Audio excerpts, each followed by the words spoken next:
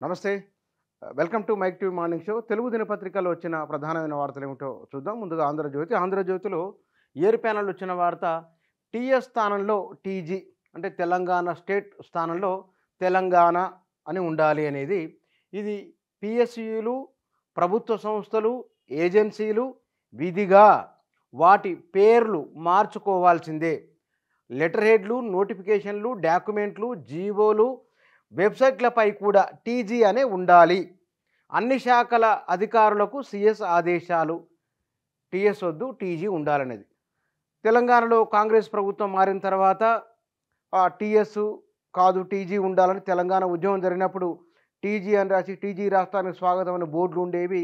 TG ఉండాలి, ఇది majority ప్రజల తెలంగాణ ఉద్యమం జరిగినప్పుడు తెలంగాణ సమాజం కోరుకున్నది అని ఈ మధ్యనే ముఖ్యమంత్రి అనడం. తర్వాత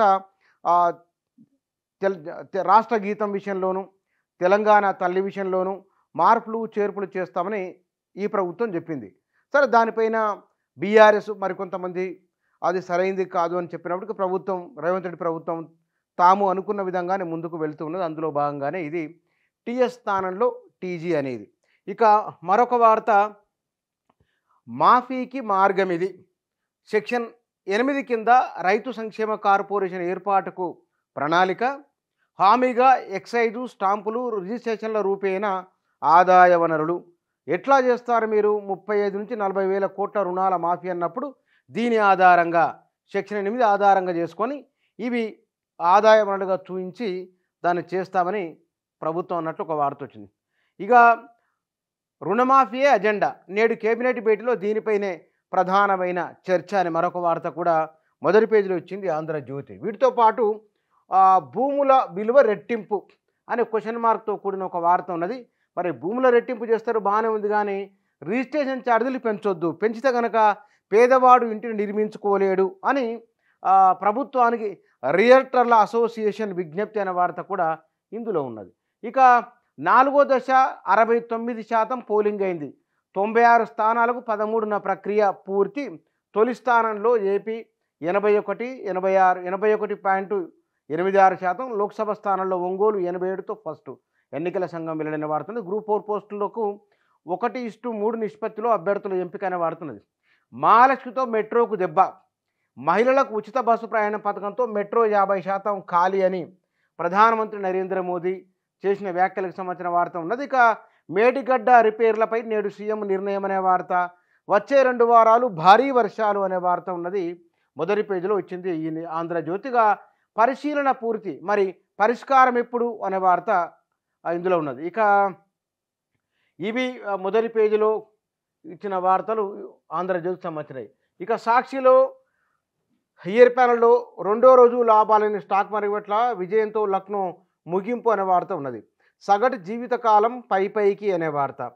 ఛాతీపై కొట్టాడు, పొట్టలో తన్నాడు, ఎంపీ మలీవాల్ ఆరోపణకు సంబంధించిన వార్త. ఆప్ నేత. ఇక రాహుల్ను మీకు అప్పగిస్తున్న సానియా, భావోద్వేగపూరితమైన అంశాన్ని మరి రాయబరేలీలో ప్రజలకు అప్పగిస్తున్నని సోనియా గాంధీ చెప్పిన ఒక మాట. తల్లిని ఆప్యాయంగా ముద్దాడుతున్న రాహుల్ గాంధీ ఫోటో ఉన్నది. ప్రతిపక్షాలు గెలిస్తే అయోధ్యపైకి బుల్డోజర్లని నరేంద్ర మోదీ చేసిన వ్యాఖ్య ఉన్నది. ఇక సోనియా బర్త్డే కట్ ఆఫ్. పంట రుణాల మాఫీపై రాష్ట్ర ప్రభుత్వ సూత్రప్రాయ నిర్ణయము అనే ఒక స్టోరీ మొదటి పేజీలో ఉన్నది.